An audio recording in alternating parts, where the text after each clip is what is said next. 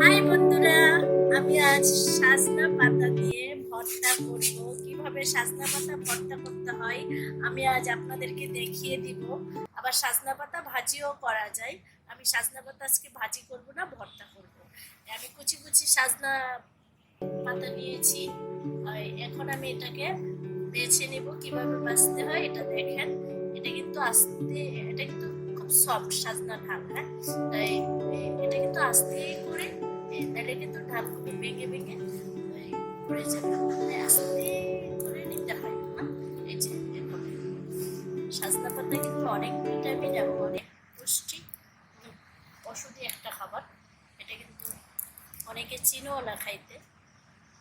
সাজনা পাতা যে খাওয়া যায় অনেকে জানে না, বাট সাজনার সব খাওয়া যায়। কিভাবে সাজনা পাতার ভর্তা করতে হয় আজ আমি দেখাবো আপনাদেরকে। সাজনা পাতাগুলো আমি সুন্দর করে বেছে নিলাম। তারপর এটাকে আমি সুন্দর করে ধুয়ে তারপরে কিভাবে করতে হয় সেটা আমি দেখ।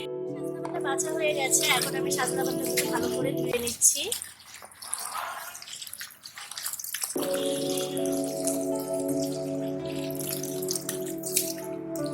সাজনা পাতা কিন্তু উপরে ভেসে উঠে সুন্দর করে ধুতে হবে। এভাবে হাত ডুবিয়ে ডুবিয়ে এইভাবে এভাবে কষলে কষলে ধুতে হবে। সাজনা পাতাগুলো ভালো করে ধুতে হবে। সাজনা পাতা কিন্তু উপরে ভেসে ওঠে, হ্যাঁ, তাই কিন্তু এইভাবে ভিতরে হাতটা ডুবিয়ে ডুবিয়ে তারপরে ধুতে হবে, কষলে কষলে। এটা দেখতে পরিষ্কার হইলো, কিন্তু কত বাতাসে কত বালু আইসা নোংরা হয়ে থাকে না, দেখলে মনে হয় যে ধোয়া।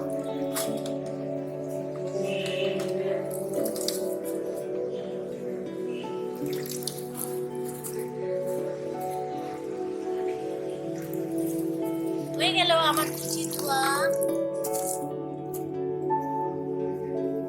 আর ধুবো না, সাজনা পাতা বেশি ধুতে হয় না, কারণ সাজনা পাতায় তেমন কোনো ময়লা থাকে না, বাট একটু বালু বালু থাকতে পারে, তাই আমি ধুয়ে নিলাম ভালো করে।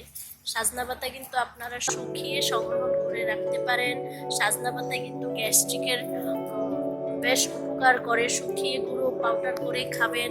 তারপরে আমি আরেকটা রেসিপি দেখাবো আপনাদেরকে সাজনা ঢাল দিয়ে কিভাবে চা খাইতে হয়, সেটা আমি আপনাদেরকে।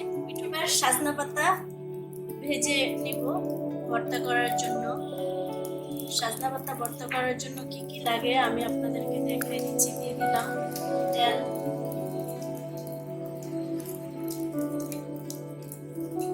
তেল দিয়ে দিলাম।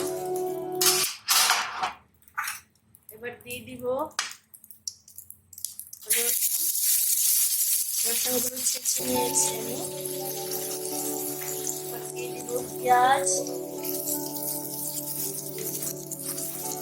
সবসময় ভর্তাতে পেঁয়াজ দিতে হয়। দিয়ে দিব মরিচ। এবার দিয়ে দিব মরিচ। আপনাদের পছন্দ মতো দিবেন, যেরকম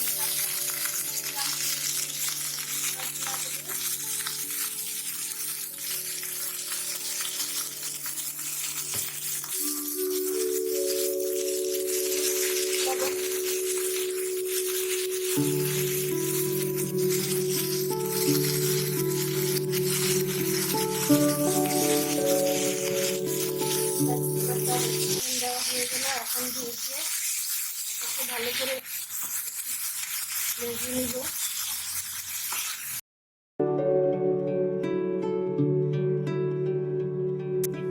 পর আমি ভর্তাটা ছেড়ে দিলাম, একটু নেড়ে ছেড়ে দিচ্ছি। বেশি সিদ্ধ করলে কিন্তু ভর্তাটার ফ্লেভারটা থাকবে না, সবুজ সবুজ থাকবে না, তাই হালকা সিদ্ধ করতে হয়।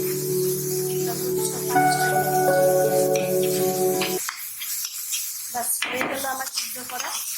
এবার আমি ভর্তাটা কীভাবে বানাইতে হয় সেটা দেখাচ্ছি। পাটায় বেটেও বানানো যায়, হাতে কষলেও বানানো যায়, আপনারা যে যেভাবে খান। হয়ে গেল। এবার আমি সাজনাটা সিদ্ধ করে নিয়েছি, এটা আমি এখন পাটায় নিয়ে নিচ্ছি, এখন পাটায় বেটে তারপর ভর্তাটা করে নিব।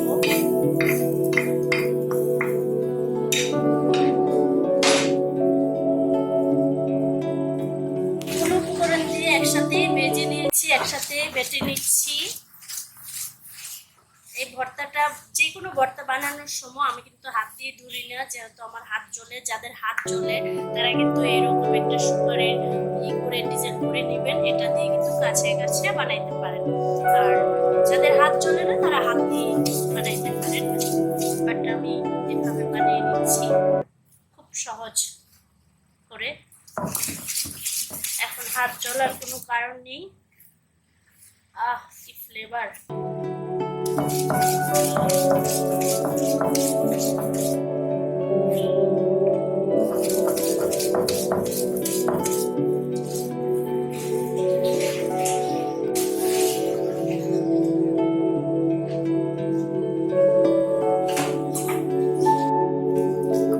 হয়ে গেল আমার সাজনা পাতা ভর্তা, খুব সহজেই করে ফেললাম।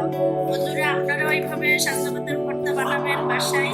সাজনা পাতা খুব উপকারী এবং গ্যাস্ট্রিকের প্রধান উপকারী হচ্ছে সাজনা। বন্ধুরা, হয়ে গেল সাজনা পাতার ভর্তা। খুব সহজেই আমি ভর্তা করে নিলাম। কিভাবে করেছি আপনারা দেখছেন। এইভাবে আপনারাও খাবেন। সাজনা পাতা অনেক উপকারী। আর আমার ভিডিও, প্রতিটা ভিডিও আপনারা দেখবেন, কমেন্ট, লাইক, শেয়ার করবেন, মতামত জানাবেন। আর আমার চ্যানেলটি সাবস্ক্রাইব করে দিবেন। বেল আইকনে ক্লিক করে পাশেই থাকুন আমার প্রতিটা ভিডিও দেখার।